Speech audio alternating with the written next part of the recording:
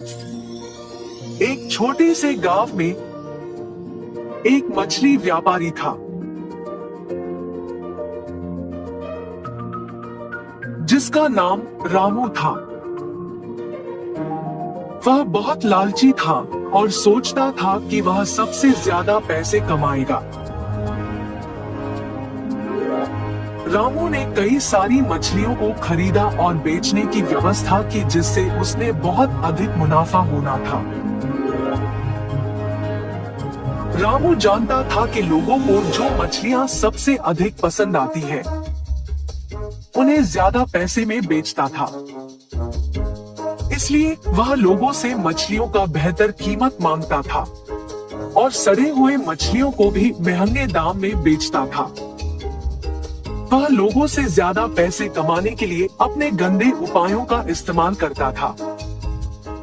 एक दिन रामू ने अपनी दुकान में जोड़ीदारियों की बजाय उबली हुई मछलियों की बिक्री करने का निर्णय लिया। वह लोगों को बताता था कि उबली हुई मछलियां सेहत के लिए बहुत अधिक फायदेमंद होती हैं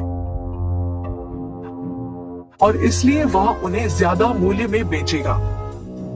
लोग उसकी बातों में आ गए और वह अपने उबली हुई मछलियों की बिक्री शुरू हो गई और लोग इसमें रुचि लेने लगे। लेकिन उन्हें यह नहीं पता था कि रामू अपनी दुकान में सच में उबली हुई मछलियों की बिक्री नहीं कर रहा था। वह सच में साबुन और पानी के इस्तेमाल से मछलियों को उबलता था और उन्हें उबली मछलियों के रूप में बेच रहा था। इस तरह रामू के उपायों से लोग अस्वस्थ होने लगे और इस वजह से उनकी डिमांड में कमी आने लगी। इसके बावजूद रामू अधिक पैसे कमाने के लिए और अधिक दलाली करने लगा। एक दिन उसके दुकान में एक ग्रामीण महिला आई और उससे मछलियों की खरीद करने के बाद रामू ने उसको ज्यादा मूल्य में मछलियां बेची। लेकिन महिला ने उसे धोखा देते हुए उसकी धोखाधड़ी का राइजगार बताते हुए उसे फंसा दिया। रामू धमकी देने लगा, लेकिन महिला उसके सामने नहीं डरी। महिला ने अपनी बात अंग्रेजी में बताई जिससे रामू को समझ में नहीं आया और वह उसे छोड़ दिया। रामू अब थक गया था। उसने एक बार फिर सोचा कि वह उबली हुई मछलियों को बेचकर पैसे कमा रहा है, लेकिन अस्वस्थ लोगों की वजह से वह एक अपमानित व्यक्ति बन गया है। उसने फिर से सोचा कि उसकी दुकान में उबली हुई मछलियों को बेचने से बेहतर होगा कि वह अच्छी गुणवत्ता की मछलियां लेकर अपनी दुकान में बेचे। रामू ने अपनी दुकान को बदल दिया और अब वह उच्च गुणवत्ता की मछलियां बेचता था। लोग अब उसकी दुकान से मछलियां नहीं खरीदने लगे और उसकी दुकान में कोई नहीं आने लगे। रामू ने जो उपाय किया था उससे उसे अधिक दुकान से लोग दूर भागते थे। रामू ये सोचता है कि व्यापार चालाकी से नहीं, सही तरीके से काम करने से सफलता मिलती है। द्वारेश्वर नामक गांव में मस्तान नामक एक कसाई रहता था। उस गांव में बकरी का मांस सिर्फ मस्तान की दुकान में मिलता था। इतना ही नहीं, हर शुभ कार्य और दावत के लिए मस्तान के ही दुकान से मांस लाया जाता था। ऐसे एक दिन उस गांव के जमींदार का सेवक मस्तान की दुकान को आता है। ए मस्तान, कल जमींदार के महल में एक बड़ी दावत रखी जा रहा है। उस दावत को बहुत बड़े लोग और अमीर लोग आने वाले हैं। 100 लोगों के लिए खाना बनवा रहे हैं। उसके लिए तुम्हें 15 किलो मांस ताजा काट के कल सुबह 6 बजे को महल लेके आना होगा। पैसे तुम्हें वहीं पे मिलेंगे। मस्तान सलमान की बात को मान लेता है, लेकिन उसके पास 15 किलो का मांस नहीं होता है। इसीलिए वो बकरी वाले के पास जाता है। रमेश भैया, रमेश भैया, दरवाजा खटखटाता है। अरे क्या हुआ मस्तान, इस समय पे आए, बात क्या है? जमींदार के घर में दावत के लिए मुझे 15 किलो मांस की जरूरत है। मैंने वचन दिया कि सुबह 6 बजे उनको मांस पहुंचा दूंगा। समय ना होने के कारण मैं अभी तुमसे बकरी खरीदने आया। हाँ, तो ये है बात। ठीक है, 2000 रुपए देके बकरी ले जाओ। ये क्या भैया, 1000 ही तो है। अब जमींदार के लिए है तो कम से कम 2000 होगा ही ना। अगर तुम्हें नहीं चाहिए तो रहने दो, मैं आराम से सो जाऊंगा। नहीं नहीं भैया, मैंने वचन दिया है, अब पीछे नहीं हट सकता। मैं दे दूंगा 2000। ऐसे कहकर 2000 दे के बकरी खरीद के घर चलते हुए सोचता है, जमाए हुए पैसे एक दिन में खर्च हो गए। हाँ, कोई बात नहीं, जमींदार के दावत के लिए मांस पहुंचाने के बाद पैसे मिलेंगे ना। अभी जल्दी से काम शुरू करके सुबह तक पहुंचा देना होगा। ऐसे सोचकर मांस को साफ करके उसके टुकड़े टुकड़े काट के सारी रात मेहनत करके 15 किलो मांस को तैयार रखता है। अगले दिन सुबह दिए हुए वचन के अनुसार 6 बजे को जमींदार के महल पहुंचता है। भैया, मैं सेवक सलमान के लिए आया हूँ, क्या आपको पता है कि वो कहाँ है? ये सुनकर दूसरा सेवक मस्तान को बाहर इंतजार करने के लिए कहता है। वो मस्तान के हाथ से मांस लेते हुए कहता है कि सलमान को भेजेगा और उसे पैसे मिलेंगे। मस्तान भी उस सेवक का बात मानकर बाहर इंतजार करता है, लेकिन सेवक उसके हाथ में मांस को देख सोचता है, इस 15 किलो मांस से अगर मैं 1 किलो ले लूं तो किसको पता चलेगा? किसी को भी नहीं पता चलेगा। ऐसे उस कवर में से 1 केजी मांस को छुपा के बाकी को देने चाहता है। सलमान को देख के कहता है, साहब, मस्तान ने यह आपको देने के लिए कहा है, वो पैसों के इंतजार में बाहर खड़ा है। सलमान सेवक के हाथ से मांस लेके सीधा रसोई घर जाता है, ये जान के कि मस्तान बाहर पैसों का इंतजार कर रहा है। बावर्ची के पास जाकर सलमान कहता है, सारे व्यंजन स्वादिष्ट होनी चाहिए, ध्यान से पकाना। ऐसे कहकर चला जाता है। बावर्ची पकाते हुए, इतने मांस से अगर मैं 2 केजी ले लूं तो किसको शक होगा? किसी को भी नहीं होगा। ऐसे सोचकर मांस को छुपा के बाकी को पकाता है।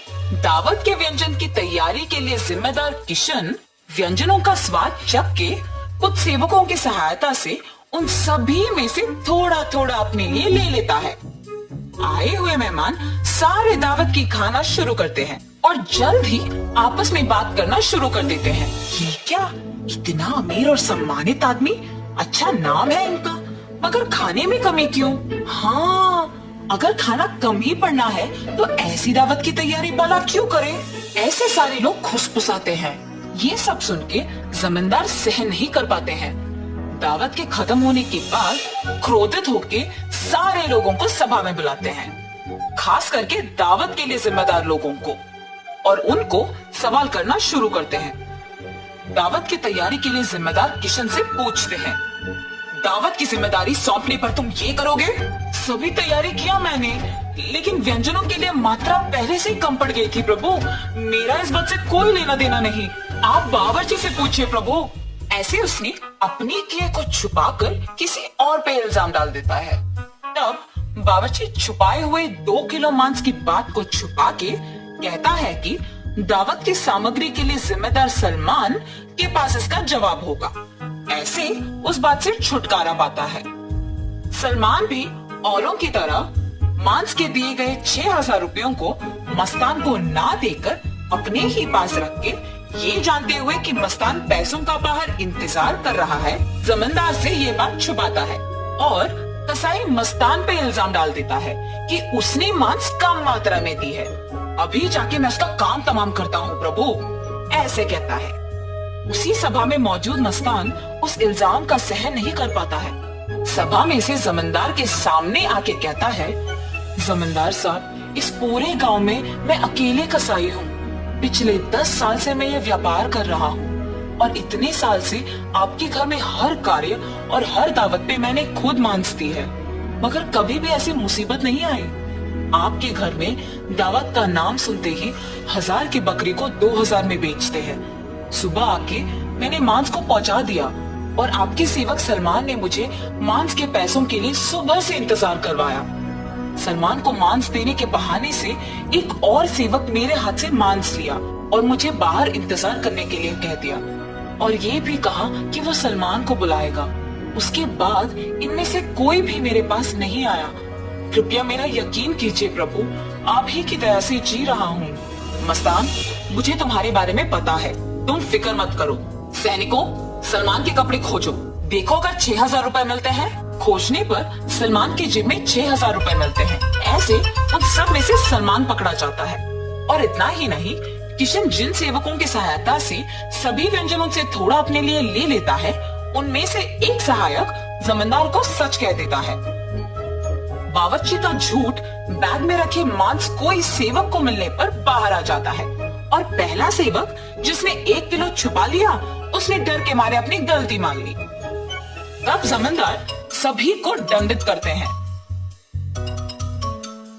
और मस्तान को उसके पैसे 6,000 दे देते हैं और ये भी कहते हैं कि वो मस्तान के लिए हमेशा रहेंगे। तो इस कहानी का नैतिक क्या है? गलती का सजा मिलेगी ही मिलेगी, इसीलिए ईमानदारी से जीना ही अच्छा है। एक समय में एक गांव में वीरेंद्रा नामक एक बड़े आदमी रहते थे। वो बूढ़ा आदमी उसके बेटे रोहित, बहू सरला और पोता रोशन के साथ एक छोटे से घर में रहता था।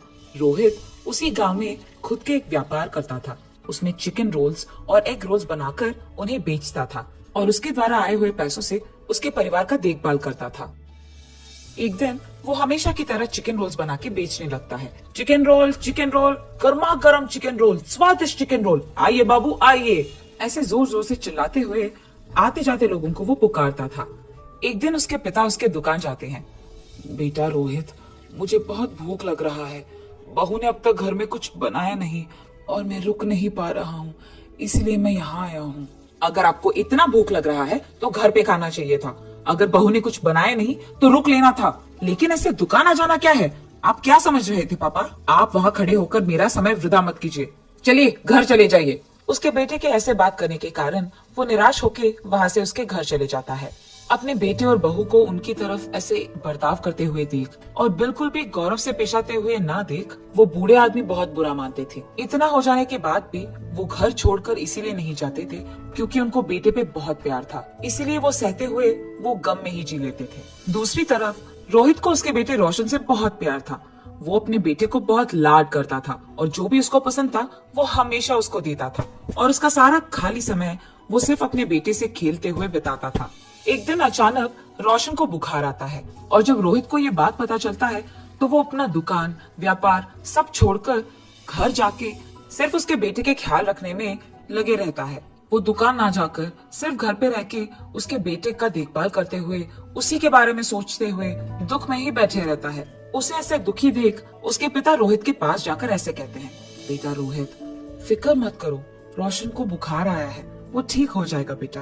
पापा, आपको क्या पता, बुखार है, कम हो जाएगा, यही कहना है आपको, जैसे आपको सब कुछ पता है।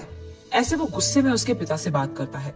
हाँ, मैं तो अपने बेटे को ऐसे दुखी नहीं देख पा रहा था, इसलिए उसके पास जाकर मैंने ऐसे कहा, लेकिन मेरे बेटे ने मुझे कभी समझा ही नहीं, इसलिए वो गुस्से में बात करता है हमेशा मुझसे। एक समय में मैंने भी अपने बेटे का ऐसे ही ख्याल रखा था, लेकिन अब तो मेरा बेटा मुझसे बात भी नहीं करना चाहता है। ऐसे सोचते हुए वो बहुत दुखी होता है और उसके बेटे पे प्यार को अपने ही अंदर रख के वो वहाँ से चले जाता है। अगले दिन भी रोहित के बेटे का बुखार कम नहीं होता है और इसी कारण रोहित उसके बेटे को लेकर उसके घर के बाहर बैठ के उसको देख के दुखी होते रहता है। ऐसे जब बाप बेटे दोनों वहाँ पे बैठे थे, उनसे कुछ ही दूर में दीवार पे एक कौवा बैठा था। उसे देख वीरेंद्र ऐसे पूछता है, बेटा रोहित, वो दीवार पे क्या बैठा है? मुझे ठीक से दिखाई नहीं दे रहा है, तुम बताओगे? पापा, वो कौवा है। बेटा, शायद वो कौवा नहीं है, ठीक से देखो। आपको तो दिखाई नहीं देता है, जब मैं कह रहा हूँ कि वो कौवा है तो आप मान क्यों नहीं लेते हो? एक और बार मत पूछिएगा, वो कौवा ही है। ऐसे उसके गुस्से में जवाब देने के बावजूद उसके पिता फिर से पूछते हैं कि वो क्या है। पापा, आपको कितने बार बताऊं मैं, वो कौवा है, कौवा है, कौवा है। आपने अगर एक और बार पूछा तो अच्छा नहीं रहेगा। ऐसे वो और गुस्से में जवाब देकर उठकर वहाँ से चले जाता है। उसके बेटे को वहाँ से उठ के चले जाते हुए देख वो और भी दुखी होते हैं। ऐसे कुछ दिन बीत जाते। एक दिन रोहित अपने बेटे को उठाकर खेलते हुए उसके घर के सामने रहता है और ठीक तभी उसके घर के दीवार पे एक कौवा आता है। पापा, पापा, वो दीवार पे क्या है? बेटा, उसको कौवा बुलाते हैं।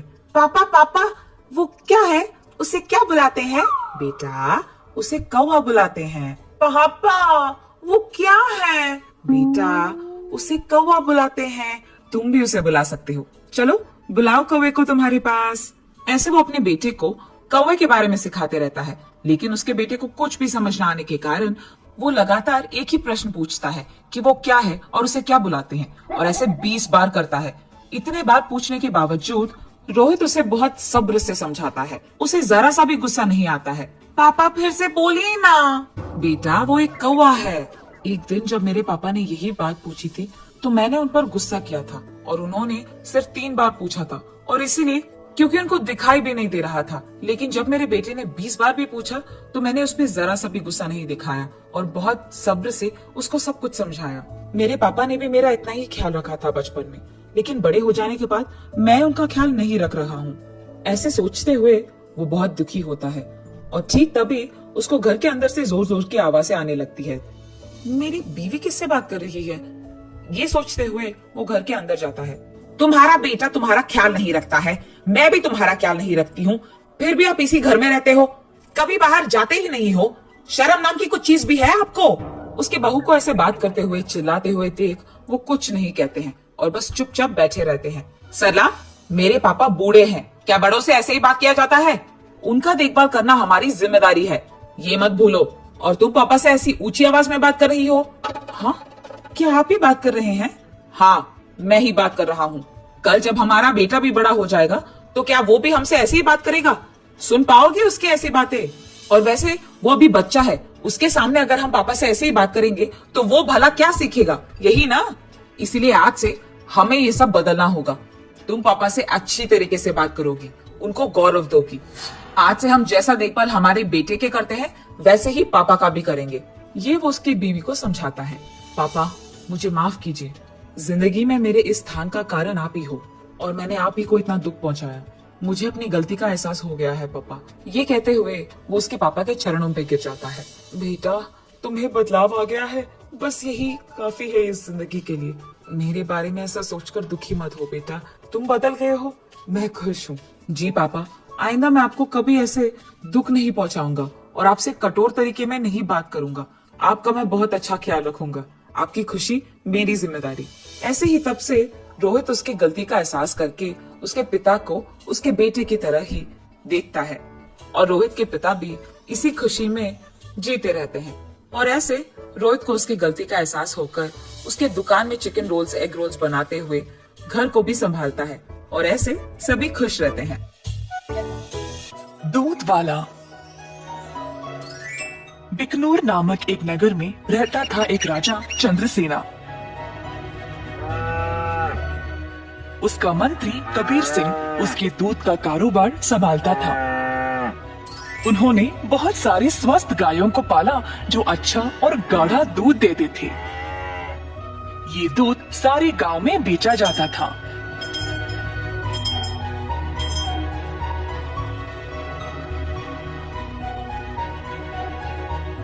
कबीर सिंह खुद सब कुछ संभालता था। कबीर सिंह की पीढ़ी भी महाराजा के लिए काम करते आ रहे थे और इस वजह से चंद्रसेना उसका बहुत आदर करते थे। कबीर सिंह ने भी राजा को कभी भी निराश नहीं किया। सारे गांव में उसका अच्छा नाम था। हर रोज कबीर सिंह खेत पर जाता था। उसने बहुत लोगों को काम पे रखा गायों की देखभाल के लिए, ताकि वे अच्छे से खाए और सेहतमंद रहे। गायों को घास चराने के लिए वह दिन में कम से कम 2 बार भेजता था।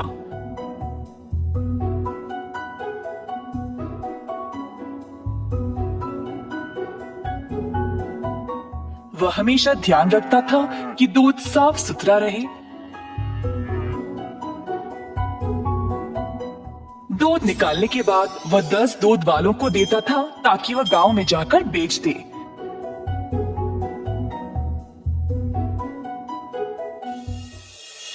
दूध वाले कबीर सिंह को पैसे देते थे और कबीर जाकर चंद्रसेना को। चंद्रसेना ने देखा कि कैसे कबीर ईमानदारी से काम करता था और उस पे पूरा भरोसा रखा। महाराज कबीर के साथ अच्छा बर्ताव करते थे और कबीर राजा के बारे में भी अपने बहनों को बताया करता था। एक दिन जब कबीर घर वापस आया तो उसने अपने बहनों को बहुत गुस्से में और परेशानी में देखा। क्या बात है, तुम सब इतने गुस्से में क्यों हो? हम तीनों की उम्र हो गई है शादी के लिए, पर क्या फायदा, शादी के लिए पैसे ही नहीं है। कपड़े और गहनों को छोड़ो, हमारे पास खाने पीने के लिए पैसे काफी नहीं है। मैं तुम लोगों के लिए ही इतना मेहनत करता हूँ, अगर इससे भी खुश नहीं हो तो मेरी सारी मेहनत ही बेकार हो रही है। आप तो महाराजा के मंत्री हो ना, पर आप अपनी आमदनी किसी भी जरूरतमंद को दे देते हो, और आप दूध का कारोबार भी संभाल रहे हो ना अकेले, उसमें भी कोई मुनाफा नहीं मिल रहा है आपको। ऐसा क्यों? शायद हमारी कोई फिक्र नहीं है, इसीलिए। तीनों बहनें रोने लगी और कबीर को बहुत बुरा लगा। अब तुम सब मत रो, मुझे बर्दाश्त नहीं होता। अब बोलो मैं क्या करूं? मैं वही करूंगा। वैसे आपको ज्यादा कुछ करने की जरूरत नहीं, आप दूध का सारा कारोबार संभालते हो ना। अगर आप उसमें थोड़ा पानी मिलाकर बेचोगे तो आप ज्यादा बेच पाओगे। हाँ, और अधिक दूध से आप ज्यादा मुनाफा भी कमा सकते हो। पर ये तो धोखा हुआ, मैं राजा के साथ ऐसा नहीं कर सकता। कबीर सिंह ने ऐसा करने से मना कर दिया था, पर उसकी बहनों ने उसको भावुक करके जैसे तैसे उससे ये काम करवा ही दिया। कबीर सिंह अक्सर कमाए गए पैसे राजा को देता था और बाकी के पैसे अपनी बहनों को देने लगा। मुझे ऐसा करना नहीं पसंद, ये आखिरी बार है, इसके बाद मुझे ये सब करने के लिए नहीं बोलना। कबीर की बातें सुनकर बहनों ने उसको पैसे वापस किए और घर छोड़कर जाने का नाटक करने लगे। कबीर के पूछने पर तीनों ने धमकी दी कि वे घर छोड़कर चले जाएंगे। मजबूर होकर कबीर को उनकी बात माननी ही पड़ी। कमाए गए पैसे राजा को देकर अधिक पैसे अपनी बहनों को देने लगा। ये सिलसिला कई दिनों तक चलता रहा। कुछ ही समय में कबीर की बहनें नए नए साड़ियां और गहने खरीदने लगे और अच्छा खासा खाने भी लगे। उनकी जिंदगी ही बदल गई। घर पर बैठे बिना तीनों सच धज के बाहर घूमने लगे, सबके आगे दिखावा करने के लिए।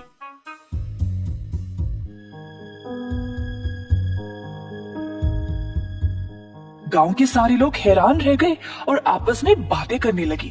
ये तीन बहनें कबीर की कमाई को ऐसे इस्तेमाल कर रहे हैं, मैंने कभी नहीं देखा किसी को ऐसा करते हुए। पर कबीर सिंह के पास इतने पैसे आए कहां से? सब लोग कबीर के बारे में बातें करने लगे और बाकी के मंत्री कबीर की कमाई पर ईर्ष्या करने लगे, तो इस बात पर जांच करना शुरू कर दिए। जल्द उनको सच पता चल गया कि वह दूध में पानी मिलाकर बेच रहा था। 70% राजा को देकर बाकी के 30% अपने जेब में डाल रहा था। खेत के कारीगरों से मंत्रियों ने ये बात का पता लगाया। सारे मंत्री गए राजा के पास और उनको पूरा सच बता दिया।